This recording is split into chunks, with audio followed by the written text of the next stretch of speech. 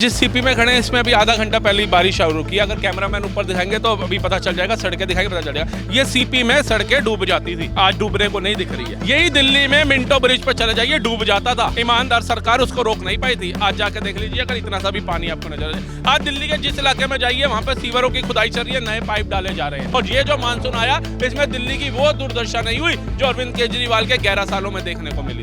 दिल्ली के जंतर मंतर पूरे तरीके से खाली हो चुका है। जो एक महीने पहले से लगातार कॉकरोच वहां पर मौजूद थे धर्मेंद्र प्रधान के इस्तीफे के लिए, उसी मंच पर आम आदमी पार्टी के तमाम वो नेतागण पहुंचे ताकि प्रधानमंत्री का इस्तीफा हो। एजुकेशन सिस्टम बेहतर नहीं है, लेकिन वही अरविंद केजरीवाल इस बात को भूल गए कि आम आदमी पार्टी की सरकार पंजाब में भी है और उसी पंजाब में पेपर लीक की समस्या से छात्र सड़क पर हैं और उन छात्रों पर भी किस कदर लाठीचार्ज हो रहा है।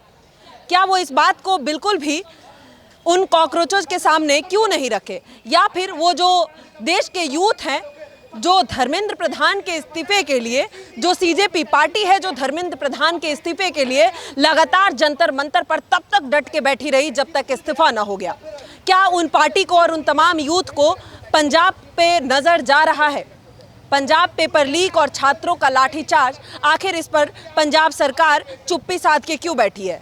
नई सीजेपी पार्टी जो लगातार एजुकेशन सिस्टम को बेहतर करने की बात कर रही है, यूथ के लिए आवाज़ उठा रही है, क्या वहाँ के यूथ नहीं डिजर्व करते हैं वो आवाज़? उन यूथ के लिए आखिर सीजेपी क्यों नहीं आवाज़ बन रही है, ये जानना बेहद ज़रूरी है। आज हम मौजूद हैं उसी दिल्ली के कनॉट प्लेस में। आज यहाँ पर लोगों से जानने का प्रयास करेंगे कि आखिर आम आदमी पार्टी अपने पंजाब पर एक्शन लेते हुए क्यों नहीं दिखाई दे रही है, क्या कारण है। सर, सबसे पहले मेरा सवाल है कि धर्मेंद्र प्रधान का तो इस्तीफा हो गया, ये सब चाहते थे कि एजुकेशन सिस्टम बेहतर हो। क्या सिर्फ धर्मेंद्र प्रधान के इस्तीफे से पंजाब में जो पेपर लीक की समस्या हुई है, वहाँ पर जो छात्र सड़क पर हैं, वो ठीक हो जाएगा?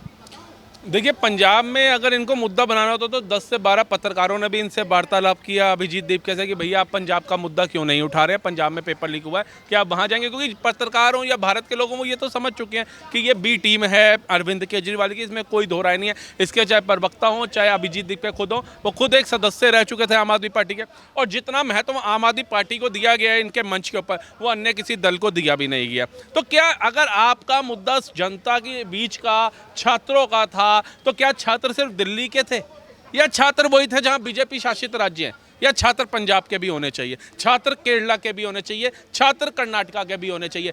केरला में भी छात्रों पर लाठियां बरसी हैं, पंजाब में भी लाठियां बरसी हैं, लेकिन न्याय आपको सिर्फ भारत के उन राज्यों को छात्रों के लिए चाहिए जहां बीजेपी शासित राज्य है। तो जनता ये भेदभाव जो है ये समझ नहीं पा रही है, इसको समझना। फिर दूसरी चीज़, जो एक घटिया काम देखा गया है अभिजीत दीपके की पार्टी और इनके कॉकरोचों द्वारा, एक गाना था कि जो खून गिरा पर्वत पे वो खून था हिंदुस्तानी, जो शहीद हुए हैं उनकी जरा याद करो कुर्बानी। एक खून पर्वत पे गिरा था मैडम, और एक खून जंतर मंतर की सड़कों पे गिरा हमारी भारतीय सेना का। वो खून गिराने वाले आतंकवादी थे और ये खून गिराने वाले जो अभिजीत दीपके के समर्थक थे।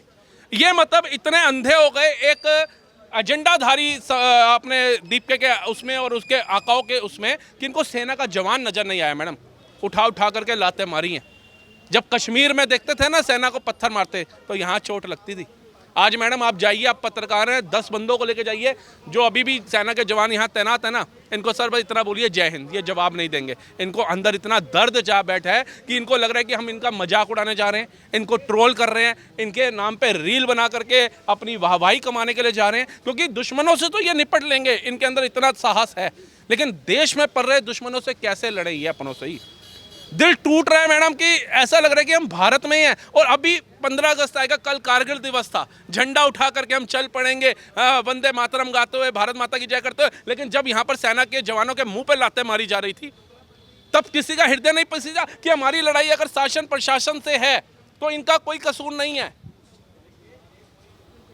आत्मा तृप्त हो जाएगी, याद रखना। और जो बच्चियां वहां पर नरेंद्र मोदी को गालियां दे रही हैं, उनकी माता जी को शब्द बोल रही हैं, जो स्लोगन लिख के लेकर गई हैं, क्या इनको कोई अपने घर में ब्याह करके ले जाएगा? कोई माँ अपने बेटे के लिए ऐसी लड़कियां चुनेंगी बहू के रूप में जो अपना ही भविष्य खराब कर देंगी? वो माँ और बाप अनिरुद्धाचार्य के आश्रम में नजर आएंगे। इनके तो माँ बाप भी मुझे लगता है कि पैदा कर करके रो रहे होंगे। एक समय था मैडम भारत के अंदर भ्रूण हत्या होती थी, कोख में पता चलता था, लड़कियां मार दिया जाता था। आज हमारा देश किस पायदान पे आ गया कि सुकन्या योजनाओं, बेटी बचाओ बेटी पढ़ाओ योजनाओं, या अगर भ्रूण हत्या कोई करेगा तो उसे ऐसा दंड दिया जाएगा, फांसी पे लटका दिया जाएगा। लेकिन अगर हमारी भारत की बेटियां पढ़ लिख करके ऐसी विचारधारा प्रकट करेगी तो ये क्या मैसेज जाएगा पूरी दुनिया के अंदर, भारत के अंदर और उस परिवार, उस समाज के अंदर जहां पर ऐसी व्यवस्था फिर कहा जाता है कि देखने वाले की नजरें गंदी है हमारे वस्त्र पे। आज देखने वालों की क्या कान भी खराब हो गए लोगों के जो सुन रहे हैं। इन माँ बाप को थोड़ी तो इनको शिक्षा संस्कार देने चाहिए, क्योंकि संस्कार हैं तो ही तुम्हारा बुढ़ापा अच्छा निकलेगा। नहीं तो अनिरुद्धाचार्य जी के यहाँ पे कमरा मांगते मिलोगे, मिलेगा नहीं, क्योंकि पाप तुमने किया है, फसल तुमने गंदी उगाई है। अनिरुद्धाचार्य या भारत के प्रधानमंत्री ने नहीं उगाई है। तो ऐसे लोग सिर्फ एजेंडा चला रहे थे और कुछ नहीं। पंजाब पे क्यों चुप है अरविंद केजरीवाल, आम आदमी पार्टी पूरे तरीके से? क्या लगता है वहाँ के पेपर लीक को क्यों नहीं एड्रेस किया जा रहा? मैडम मैं तो कह रहा हूँ सोनम वांगचुक जी को वहाँ का शिक्षा मंत्री बनाइए, सिसोदिया जी ने कहा था। वो इंजीनियर हैं, पढ़े लिखे हैं, एजुकेटेड हैं, उन्होंने खुद अपना कॉलेज भी वहाँ खोल रखा है और आप लोगों को उन पर विश्वास भी है। तो जो सिसोदिया जी ने कहा था कि हमारे पंजाब में पेपर लीक हुआ तो हम तो बना देंगे, इस्तीफा ले लेंगे, तो एक नहीं 4 पेपर लीक हो चुके हैं। और जिसको आप नक्कल कह रहे हो, नक्कल भी हुई तो है ना आपके रहते हुए, नक्कल हुई है 28 लोग और कितने लोग उसमें गिरफ्तार भी हुए हैं ना, 18 लोग। तो चोरी तो चाहे 1 रुपए की करो चाहे 1 लाख की करो, चोरी। ब्लूटूथ और इलेक्ट्रॉनिक डिवाइस लेके परीक्षा सेंटर पे बच्चे पहुंच जा रहे हैं। मैडम मैं कह तो रहा हूँ कि चोरी चाहे 1 रुपए की करो चाहे 1 लाख की करो, चोरी तो चोरी है। अब राम मंदिर में कह रहे हैं 200 करोड़ की चोरी हो गई। अब 200 करोड़ की हो या 2 रुपए की हो या 2 लाख करोड़ की हो, चोरी तो चोरी है। तो आप बताइए उनका इस्तीफा क्यों नहीं लिया जा रहा? स्टूडेंट वहाँ समस्या में है। अरे स्टूडेंट लाठियां मार रहे हैं मैडम उनको। बुजुर्ग औरतें जो सफाई कर्मचारी हैं उनको बेचारी 50-50, 55-55 साल की बुजुर्ग महिलाओं को लाठियां मार रहे हैं, घुटने तोड़ रहे हैं। वहां किसी को नहीं दिख रहा। सबने वो गांधी जी की तरह बंदर की तरह आंख पे हाथ रख लिया क्या, गांधी जी के 3 बंदर की तरह? तो ये तो पता चल गया सिर्फ एजेंडा एजेंडा एजेंडा। इन लोगों ने मासूम छात्रों को आगे किया, उन बेचारों को लाठियां पड़वा दी, क्योंकि मुद्दा छात्रों का था, नीट परीक्षा का था, पेपर लीक का था, जिसके लिए भारत का तमाम लोग इनके साथ में खड़े थे कि शिक्षा में चेंजेस होने चाहिए, पेपर लीक नहीं होने चाहिए, बच्चों को सुसाइड नहीं करना चाहिए, बच्चों के साल खराब नहीं होने चाहिए, बच्चों के माता पिता जो मेहनत से फीस भरते हैं वो खराब नहीं होनी चाहिए, ये मुद्दा था। लेकिन उन 21 बच्चों के माँ बाप में से एक नहीं पहुंचा, लेकिन उमर खालिद का बाप पहुंच गया। क्या उमर खालिद ने दिया था नीट का पेपर? फांसी लगानी चाहिए थी, वो तो देश विरोधी गतिविधियों के अंदर जेल के अंदर है। तो उसके पिता को क्यों बुलाया गया? उसके बाद वो कुणाल कामरा को क्यों बुलाया गया? तालियां ऊपर से दीप के बजा रहा था। आप लोग बुला किनको रहे हो? और भारत के लोग जो हैं वो मतलब इतने अंधे हो गए हैं, इतने अंधे हो गए हैं कि उन्हें सब कुछ दिखाई नहीं, या दिखते हुए भी आंखें बंद कर ली। भारत तो जीत का जश्न मना रहे हैं कि धर्मेंद्र प्रधान को इस्तीफा देना पड़ा। एक सरकार जो अपने आप को सब कुछ समझती थी, कहीं झुकने वाली बात नहीं करती थी, उन सरकार को यूथ ने झुका दिया। मैडम वो तो तब नहीं झुके जब गुजरात के सीएम थे। अब ये झुका देंगे? इन लोगों ने देश को सिविल वॉर की तरफ घुसा दिया था। सिविल वॉर की तरफ ले गए थे ये हमारे देश को। विदेशी ताकतों से जो फंडिंग आ रही थी, जो इनको साथ मिल रहा था, भारत के विपक्ष के नेताओं का जो साथ मिल रहा था, उनके समर्थकों का जो साथ मिल रहा था। क्योंकि मैं आपको ये डंके की चोट पे बता सकता हूँ, मेरे भारत का हिंदू, मेरे भारत के राष्ट्र में पैदा होने वाला हर एक वो इंसान कभी सेना और पुलिस को पत्थर नहीं मारेगा, उनके मुंह पे लाते नहीं मार सकता।